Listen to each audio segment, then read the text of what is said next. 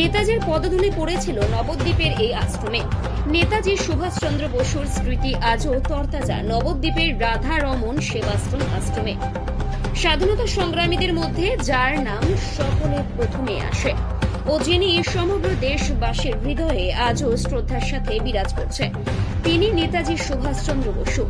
নেতাজি সুভাষচন্দ্র বসু স্মৃতি দেশের বিভিন্ন প্রান্তে ছড়িয়ে আছে, তেমনি তার স্মৃতি ছড়িয়ে আছে নদিয়ার নবদ্বীপ শহরেও। নবদ্বীপ শহরের একাধিক জায়গায় রয়েছে তার বহু স্মৃতি। তেমনি একটি মন্দির নবদ্বীপ শহরের বড়ালঘাট এলাকার রাধা রমন সেবাশ্রম। জানা যায় শুরু থেকেই নবদ্বীপ শহরের এই আশ্রমটিতে মানব সেবায় ব্রতী ছিল। তৎকালীন সময়ে একটি হাসপাতালে তৈরি করেছিল আশ্রম কর্তৃপক্ষ। কথিত আছে সেই সময়ে এটি একমাত্র হাসপাতাল ছিল নবদ্বীপ শহরে। মোটের ওপর ঈশ্বরের আরাধনার পাশাপাশি জীবন্ত মানুষের তথা জনসেবায় ছিল এই আশ্রমের প্রধান ব্রত। আর এই আশ্রমের সেবামূলক কাজের কথা নেতাজি সুভাষচন্দ্র বসুর কানে যায় এবং তিনি নবদ্বীপ শহরে যখন আসেন বড়ালঘাট রাধা রমন সেবাশ্রম আশ্রমের তৎকালীন কার্যকর্তাদের সঙ্গে কথাও বলেন এবং তাদের এই সেবামূলক কাজের প্রশংসা করেন ও নিজ হাতে সেবামূলক কাজ সহ নবদ্বীপ সম্পর্কেও লিখে যান। বছরের আশ্রম। আচ্ছা, তো যখন আশ্রম শুরু হয়েছিল তখন কি কি এখানে সেবামূলক কাজ এখানে তখন ছিল আমার শোনা কথা, তখন এখানে জনহিত কাজের জন্য সেবা প্রতিষ্ঠানটা গড়েছিল।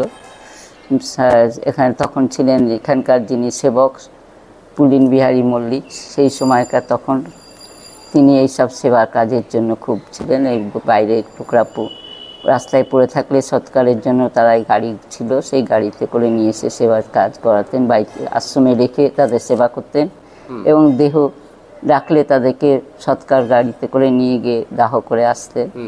এগুলো সবই আমার জানা। এই আশ্রমে কি চিকিৎসাও হতো? হ্যাঁ, এখানে আশ্রমে তখন থেকেই চিকিৎসা, তখন থেকে হোমিওপ্যাথি চিকিৎসাটা ছিলেন।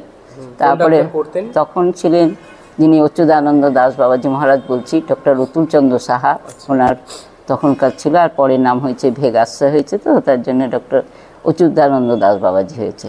তিনি তখন এই সেবাটা দেখতেন, এই সেবাটাকে। আচ্ছা, এখনো কি এখানে চিকিৎসা হয়? হ্যাঁ, এখনো চিকিৎসা হয়।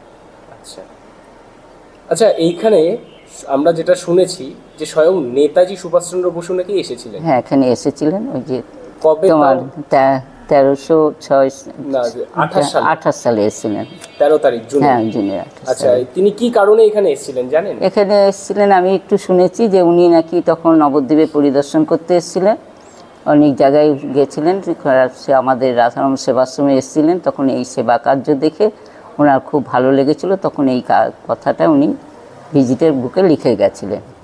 আচ্ছা, সেই লেখাটা কি আপনাদের? হ্যাঁ, ওই যে ওখানে নেতাজি সুভাষচন্দ্রের ওখানে যে লেখা আছে ছোট্ট হাতের লেখাটা, স্ট্যাচুটার পাশে সেইটা লেখাটা। আচ্ছা, আজ কি মানে যারা নবদ্বীপে ঘুরতে আসে তারা কি কেউ জানে এই ব্যাপারে বা তারা কেউ আসে? হ্যাঁ, আসে, অনেকেই আসে, অনেকেই আসে। আচ্ছা, আপনার নাম? আমার নাম প্রীতি দাস। হ্যাঁ, প্রীতি দাস। আচ্ছা, আপনি এই আশ্রমে? আমি আশ্রমের এখানে আমাদের রামদাস আই রিলিফ সোসাইটির একটা হসপিটাল করা ছিল, সেই হসপিটালে আমি ছিলাম, নার্স ছিলাম।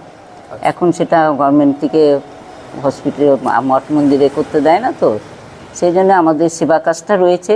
সব ডাক্তারবাবুরা বসেন এবং প্রতি বছরই দুটো করে ক্যাম্প হয়। 15ই আগস্ট একটা ক্যাম্প হয়, 26শে জানুয়ারি একটা ক্যাম্প হয়, বিনামূল্যে।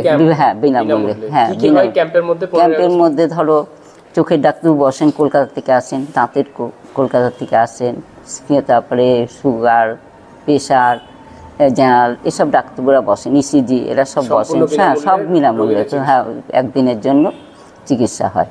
কি নাম বললেন আপনার? আমার নাম প্রীতি দাস।